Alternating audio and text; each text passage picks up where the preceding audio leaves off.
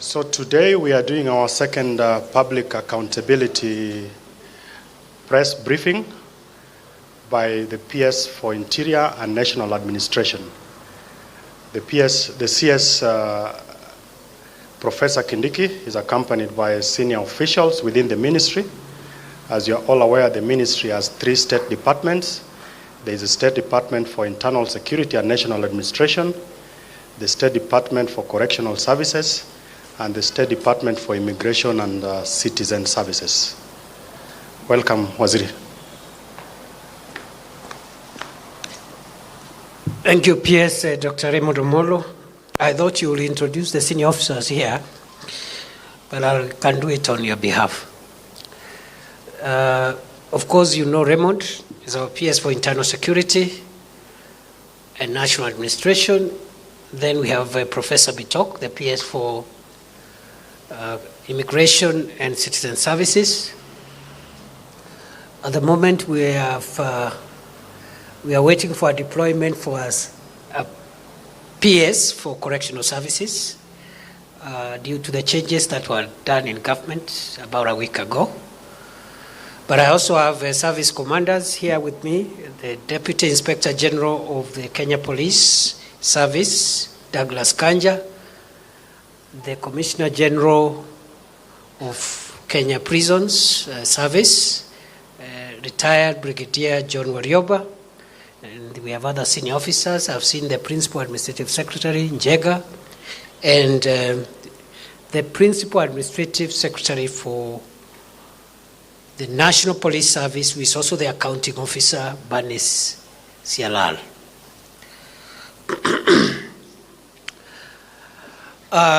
Good afternoon, and it's good to see all of you. On Saturday was my 6th month in office since I was appointed on 27th of October 2022. Let me start by saying it's a great honor for me to serve as our country's Minister for the Interior and National Administration. Those 6 months have been a journey like no other. Yet, as I have said, it's a great honor and privilege. And I want to thank the President for that responsibility is bestowed on me. 100 days after I was appointed, I did make an accountability statement on behalf of all my colleagues in this ministry on what by that time we were doing and thinking and planning about improving our security as a country. And I promised on that day, which was 6th of February, that every so often we will have a chance like this, 3-4 months, to again brief the public where we are. One, it's a good practice for public officials to be accountable to the people, even without being summoned by accountability organs. It's also good for us to get feedback once we review what we are doing, to get feedback on what we could do better.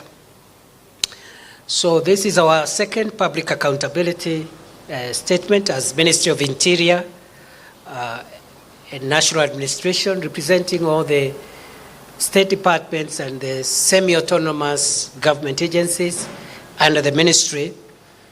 Time will not allow us to account for each and every of the programs and activities that we have been running. So suffice it to say, this is just a broad overview of the journey we have traveled since we last met here on 6th of February 2023.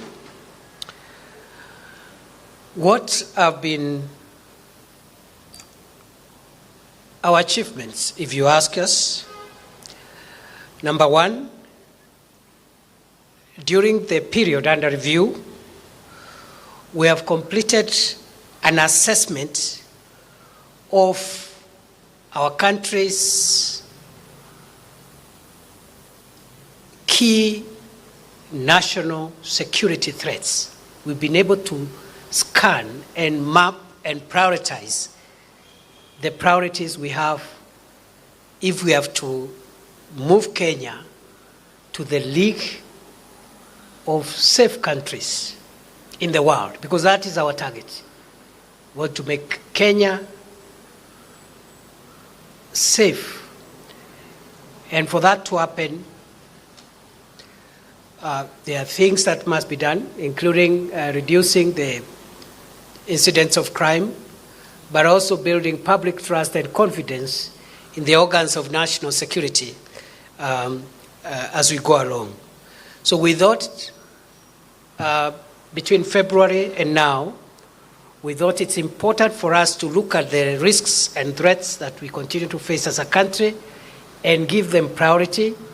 And once we've finished that assessment, and it was carefully done with the support of experts and stakeholders, we have been able to conclude that among the security challenges we have 5 major priority national security priorities or national security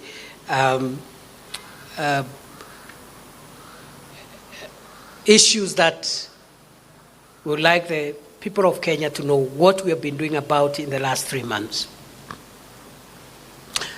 Within that list, as I said in February, for us the fight against terror remains the number one existential threat to our country's stability. I am happy to report with a lot of confidence that our agencies responsible for our internal security, in collaboration with and with the support of the Kenya Defence Forces at the borders and beyond our borders, have been able to keep the threat of terror away from our territory, as has been the case before. It has costed us huge sacrifices in terms of our officers and our vigilance, but I am happy to report that we remain on top of that war. We remain extremely vigilant, even as other national security threats emerge. We remain focused to ensure that our country does not provide a room for evil people, terrorists, to hurt us the way they have hurt us in the past in this country. Many of our successes are never reported for obvious reasons, but I can say this without any fear of contradiction, that we have been able to detect and deter attempts to hurt our country by terrorists. And I'm very proud of our security forces, especially those that are involved in counter-terrorism measures, for remaining focused, professional, patriotic, and delivering the results that we are all seeing. I have been at the most affected areas severally. I have engaged with the officers. We want to continue to provide leadership, all of us, together with my colleagues here, to all our officers engaged in counterterrorism, to commend them when they do a good job, to assist them, to give them moral support, to make sure that our country remains a safe country for all of us. Other than that, in terms of priority, about 13 counties in our country have experienced many decades of disorder through or perpetuated by a culture of numerous illegal arms in the hands of criminals who have been using these arms to steal livestock and to perpetuate the primitive culture of banditry. I am happy to report that during the period under review, we have made sustained gains in our war against bandits, and the terror that they have posed on our people. I am happy to report that this is the first time that the National Police Service is in a joint operation with the Kenya Defence Forces of our country, in an operation that is led by the National Police Service with the assistance of the Kenya Defence Forces in accordance with Article 241, 3B of the Constitution. And of course, the Kenya Defence Forces Act, Section 31 and 34. I am happy to report to the country that we have made great strides in the war against banditry, and we deliberately decided that although we know this is a war that is going to take us quite a bit of time, we must first silence the guns in the north of our country and make sure that there is law and order so that we can look at the long-term solutions to this age-old problem. I want to commend the patriotic work done by officers of the National Police Service and the Kenya Defence Forces in Northern Rift Valley, in the areas where the operation Maliza Uhalifu is ongoing. I have been there numerous times. I have seen the sacrifices that they continue to make every day to make sure that we keep bandits at bay. And this is a good lesson of how the organs of internal security can cooperate with organs of our defense for stabilizing and making sure that our country provides a safe environment for us and our children. And therefore grateful also to the other agencies who are working closely with the security agencies, including national government administration officers and all the teams that have delivered what I consider significant successes in the fight against bandits. I did promise sometimes last year, just a few weeks after I was appointed, that the Kenya Kwanza administration is going to be the administration that will completely obliterate bandits from Kenya and make them part of our history. This problem of livestock, rustling, and banditry will come to an end. I also said, and I do reaffirm those words today, that 2023 is the year where, as a country, we are going to make the turning point in the fight against the primitive, barbaric, and murderous behavior of cattle rustling. For a long time, these criminals have been using some spaces within parts of our country which are difficult terrain spaces, inaccessible, and generally uninhabited. It has, over the years, it became very difficult for security agencies to mop bandits from these places. And when I made the orders that we made on 12th of March at the Malasso escarpment, we did gazette certain areas as disturbed and dangerous and requested the public, if there was at all any member of a law-abiding member of the public, to vacate those places. We were not speaking to bandits, we were speaking to any member of the public who could have been in those spaces. And because of the culture of impunity, many of these bandits thought we were playing games.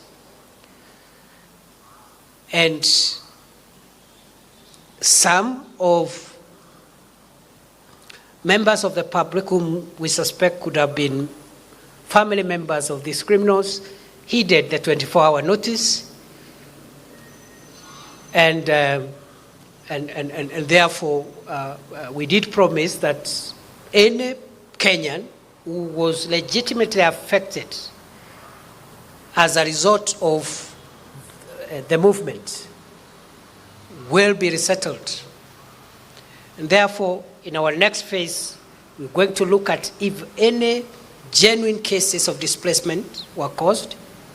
Our assessment is that there wasn't any displacement, because for those who have gone to these places, these are places which are not even suitable for habitation in the first place. And that's why if you hear a place where security agencies cannot be able to access, then you can imagine the kind of places we are talking about.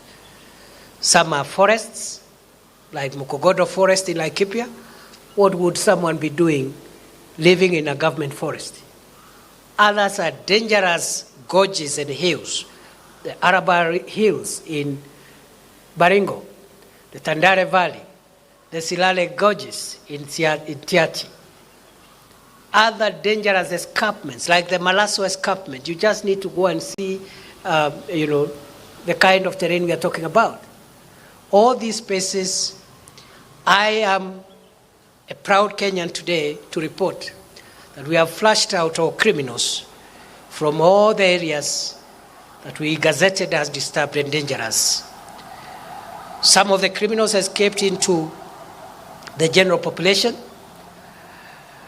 and mixed with the general population, and that's why we have had occasional sporadic attacks here and there, livestock stolen here and there, which thefts are not even happening in the grazing areas as used to be in the past, but is happening from homesteads.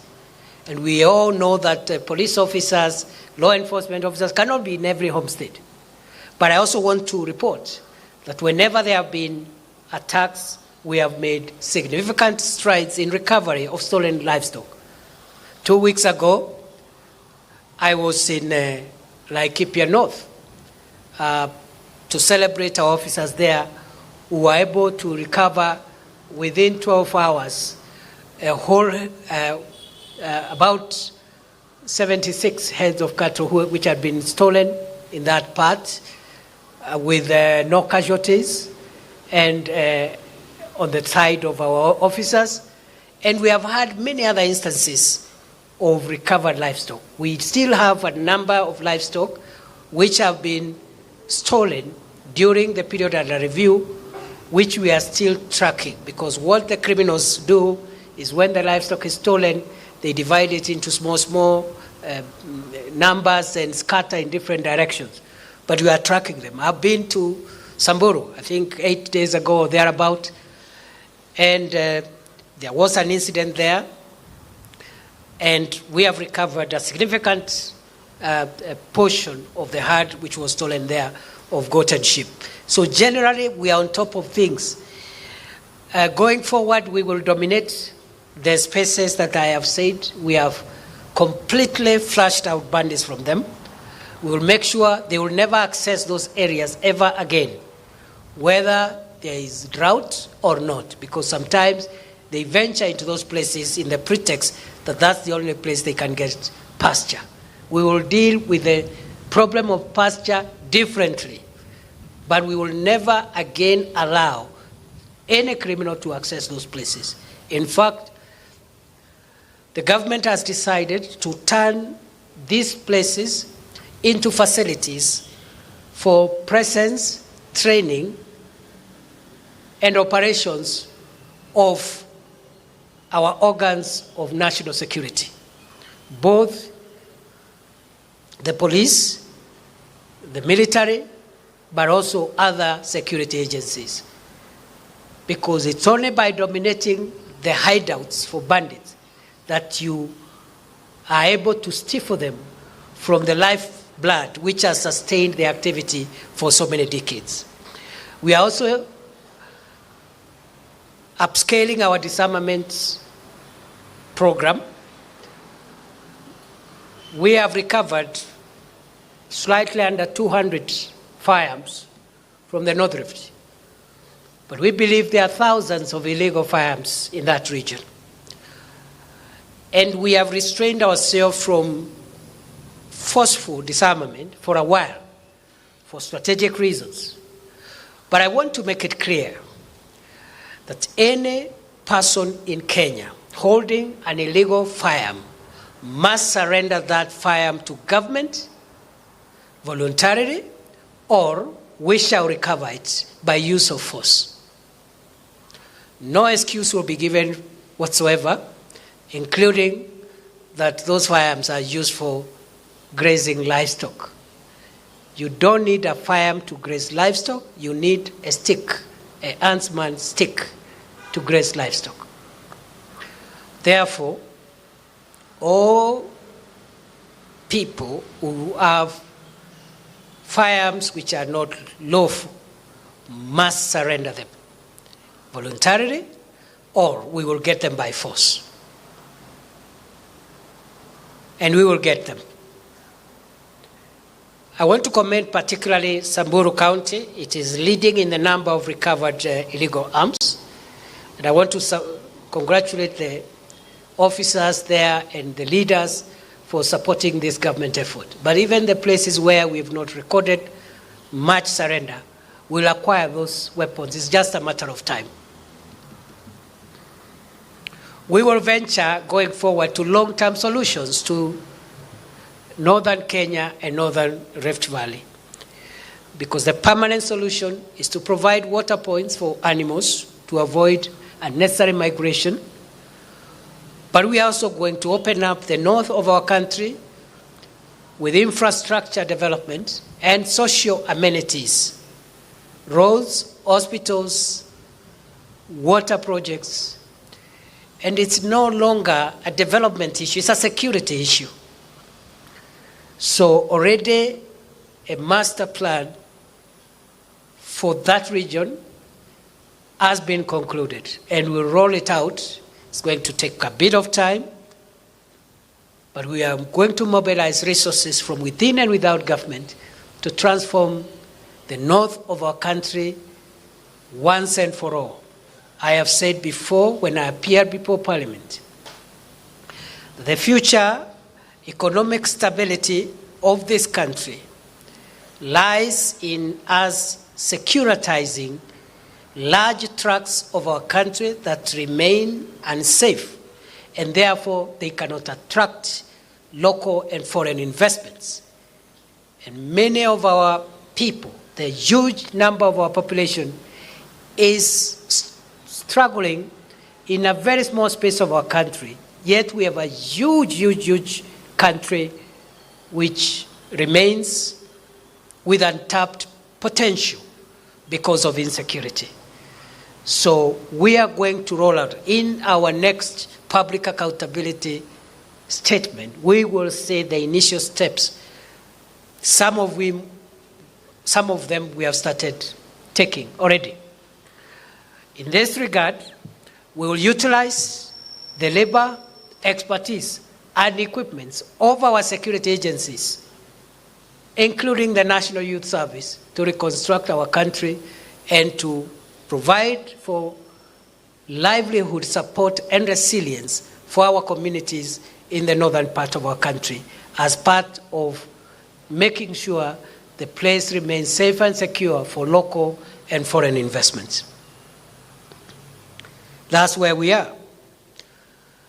During the period under review, we have also been able to initiate war on our number 3 priority national security threat, which is the trade, manufacture, use, and abuse of illicit and toxic alcoholic drinks, narcotics, psychotropic substances, and the engagement in other organized crimes.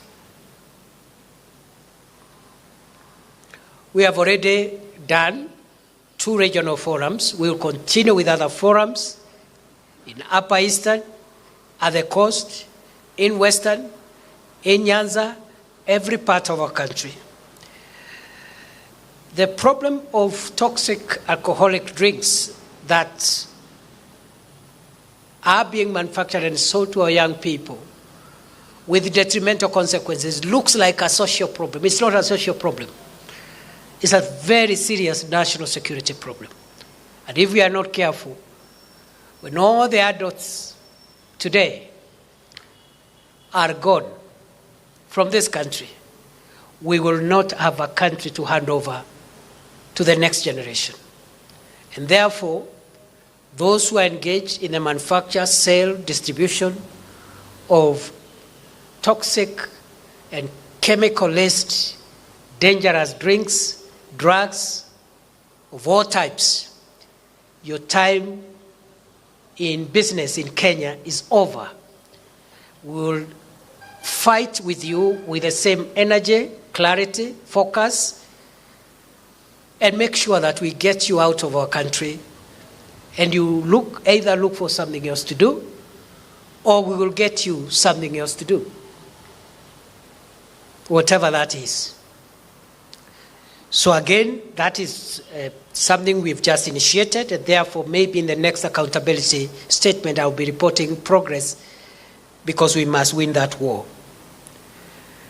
The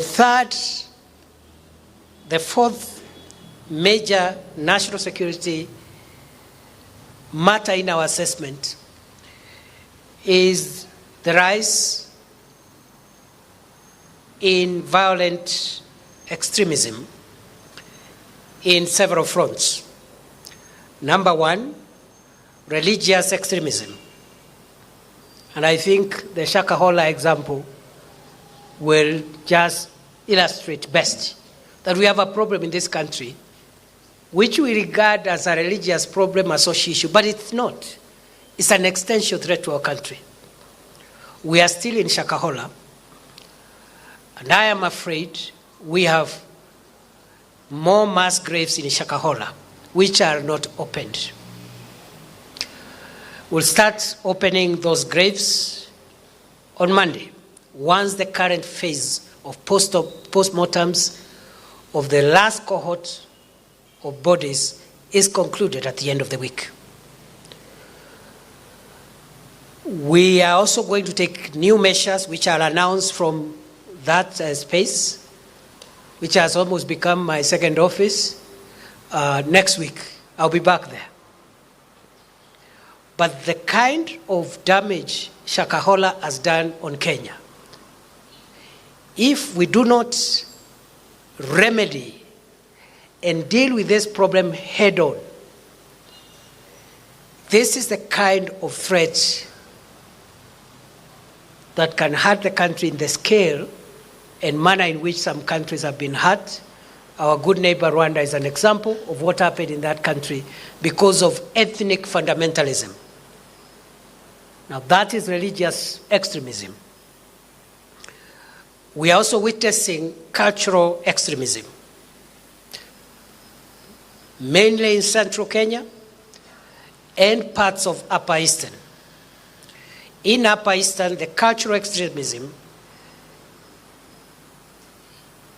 and Northern Rift Valley, the cultural extremism is in the perpetuating of some of the crimes we are fighting in that area, including cattle rustling. There is a cultural extremism component that we must tackle. In central Kenya, we have seen during the period under review a reemergence of cultural extremism by groups which are proscribed under the law of Kenya and which some people would like to revive. We saw them chanting the other day outside the DCI when we arrested a suspect. And you can see the courage, the demeanor, the impunity of these criminals. I spoke on Sunday. I would like to repeat for purposes of clarity. Any person who thinks that we can go back to the years when terror groups hiding behind culture raped, our women and our children, as well as extorted money from business people, that person is dead wrong. All those who could be recruiting unsuspecting youths to take part or to join prescribed organizations are enemies of Kenya. And for the sake of Kenya, we have to come for you, and we'll get rid of you so that you go where criminals go. Criminals are supposed to be in prison, and I'm the Minister for Prisons. As much as I want to decongest prisons, but at the same time, I have room for dangerous criminals, like the people recruiting our young boys, giving them hard drugs and cheating them, that they can fight security agencies, extort money, kill people, and commit sexual violence against the women and girls of Kenya. So there is a cultural extremism, and then religious extremism, and non-religious extremism. No amount of resistance will arrest our resolve to make sure that Shakahola never happens again on the soil of Kenya. No amount of resistance, not even by going to court and getting injunctions and having suspects freed on bail. We will use whatever method feasible as a country, because it is a shame for us collectively as a country that Shakahola happened. By allowing Shakahola to pass like that, we would have failed future generations. And therefore, all those priests, pastors, monks, rabbis, imams, and all other religious people who could be involved in criminal activities and are hiding behind the Holy Scriptures, that the use of Holy Scriptures will not save you from the jaws of justice. When we are done with Mackenzie and his perpetrators, we will have you as the next example. And I can report we are actively investigating a number of extremists, leaders of groups purporting to be religious groups, but who are engaging in serious crimes against humanity, including sexual violence, slavery, torture, and inhumane and degrading treatment. No religion, no scripture, no legal provision will save you from accountability and justice. We will not fear you because you are invoking the name of God. We are all human. And we all know God in our own ways. So we are not going to allow you perpetuate crimes and hide behind scripture. And fundamentalism and extremism is not a reserve of a particular religion. All criminals hiding behind religion, your time for business in Kenya is over. Look for another business. People manipulating believers and faithfuls, robbing them their property, indoctrinating them, radicalizing them. And when we ask questions, they wave some doctrine. As you are aware, we have established a task force, and the Commission of Inquiry has been established. Those are some of the accountability mechanisms that will help us, but we are actively investigating, and we are zeroing in on a number of other McKinsey-like people before they cause us harm. The harm levels would be less, but the direction they are taking is the Mackenzie-Shakahola route. Finally, in terms of national security threats, is the rise of violent resolution of political, economic, and social disputes in our country. Let me start with politics.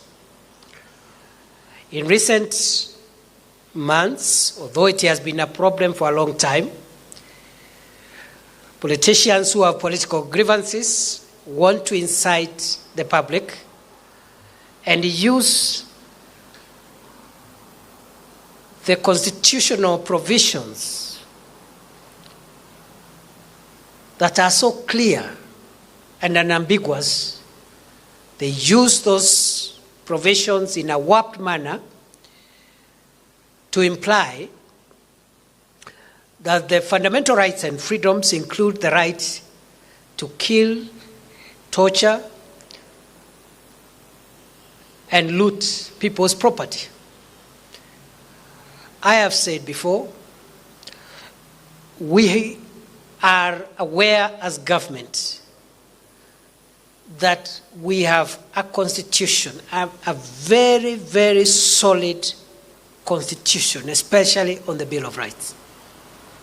But we are also aware that constitution is carefully worded to allow the exercise of those rights within the law and in a situation of peace and law and order. Started at the national level. That culture has now percolated to the countryside, to lower levels, to low-ranking politicians, and in the period under review, we have witnessed certain behavior, if not curtailed, will make our country break down its long tradition of law and order and the rule of law.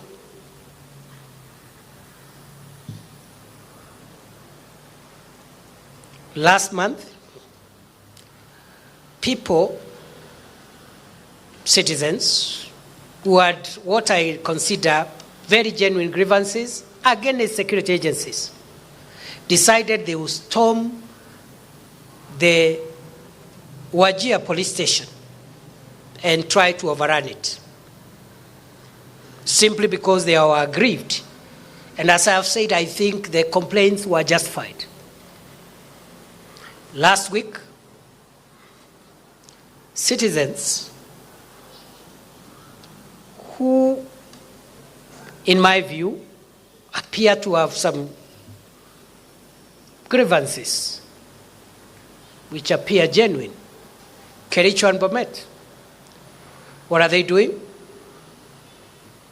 Attacking police officers, burning police vehicles, burning tea-picking equipment, looting shops. When you ask, you're told, we have a freedom to protest and air our grievances.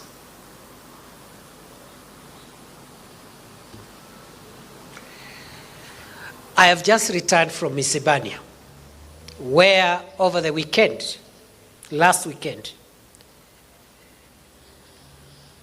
a group of hundreds of heavily armed civilians carrying crude weapons, including stones, axes, and all manner of crude weapons, stormed Isebania police station. Again, on the basis of what appeared to be very genuine grievances.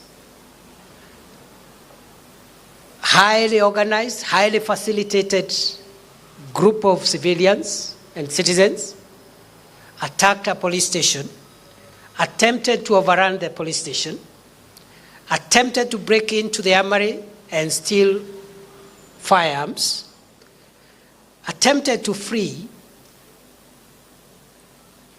persons who were in lawful custody. I am from that border town now this morning, and I have made it very clear that first we will take accountability as security agencies that when we do not deliver our services or some of our officers are engaged in corruption or they are engaged in harassing wananchi, we are going to take action against those officers. And I have said to the community there and all other affected areas where these grievances are emerging, I have said this government will side with the public, even when public officers appear to have violated their oath of office and broken the law. We will side with the public. And we are willing, the government will part ways with any public officer who misuses their authority for the sake of our country.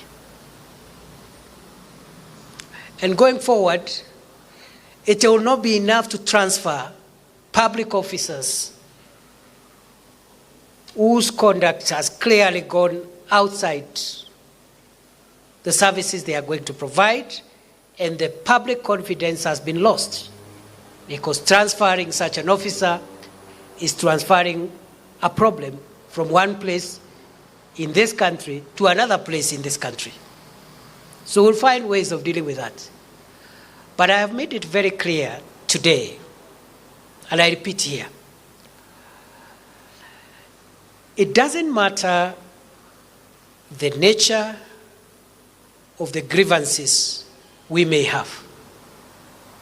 We must decide as a country to resolve our grievances, be they political, historical, security grievances, administrative grievances. We must resolve them within the law, peacefully, and within the structures established under our Constitution and the laws of our country. We will not allow members of the public to use the excuse that they are aggrieved to storm security facilities and try to undermine the facilities that differentiate our country from countries which are not run on the basis of rule of law, peace, and order. Many countries in Africa have disintegrated into violence. And you know it starts like that. You are aggrieved somewhere, you attack a police station, you take their arms, you free people who are in custody, you have a problem with an officer, you go and hurt them or kill them. We cannot go that route.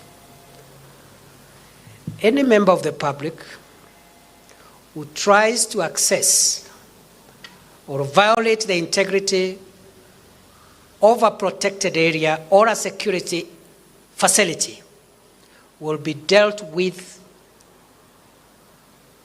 in a very, very firm and final manner. We'll apply the Constitution, we'll apply the law of our country, and we'll apply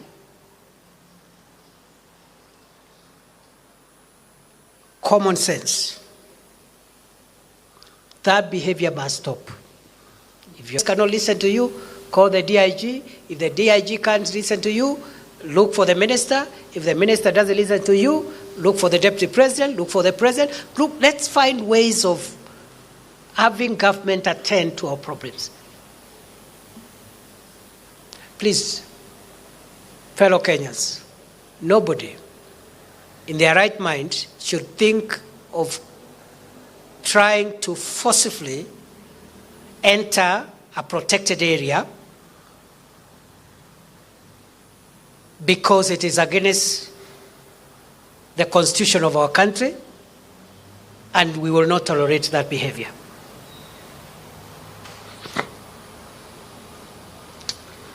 During the period under review, we have also established we have perhaps a final priority area of our national security, and that is climate change, which appears an environmental issue.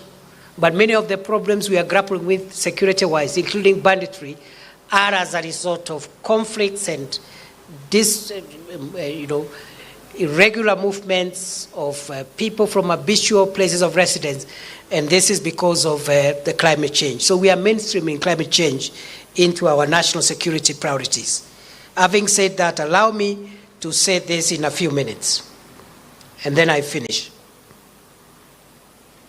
Other than mapping out that assessment, we also want to admit that we have had setbacks, even as we try to reduce the incidence of crime, deal with banditry, the fight against terror, illicit drugs, violent extremism. But we have also had setbacks. I'll just isolate 4. One, for me, one of the biggest blots on our performance as a country and our security agencies is the unfolding matter of the Shakahola Forest Massacre.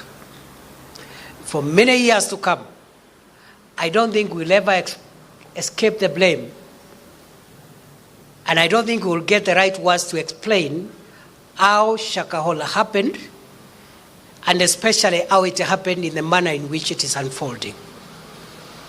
For me, the least that we can do is to make sure that it gives us enough lessons to make sure that it's never happened again.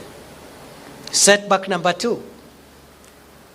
We have done our own assessment during the period under review on our performance and service delivery as a ministry, in all the state departments, in all the agencies in this ministry. And that review was done objectively, using experts. And the feedback we have got is not very good. The feedback we have got is that many public officers do not enjoy the confidence of the public for one reason or the other, including corruption in some of our agencies. So I want to say that's a huge setback, and in the months ahead, we must look at how to win the confidence and the trust of the people of Kenya.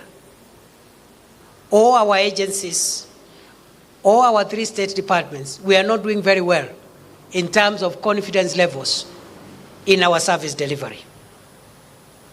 The old matter of corruption also came out very strongly, that some of our officers are engaged not only with the theft of public funds, but also with taking bribes from wananchi to induce them to offer services.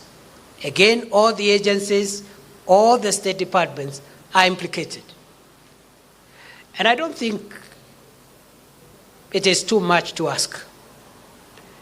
If you are a public officer and for you to give service, maybe you are a chief, or you are a deputy county commissioner, or you are a police officer, and for you to serve a Kenyan, you require a bribe.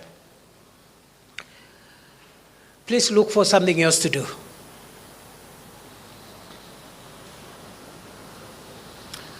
Because, truth be told, we are not looking very good. And it is not all officers, just a few people whose culture has destroyed this confidence of the public. So that issue of corruption and the diminishing public confidence is something that we want to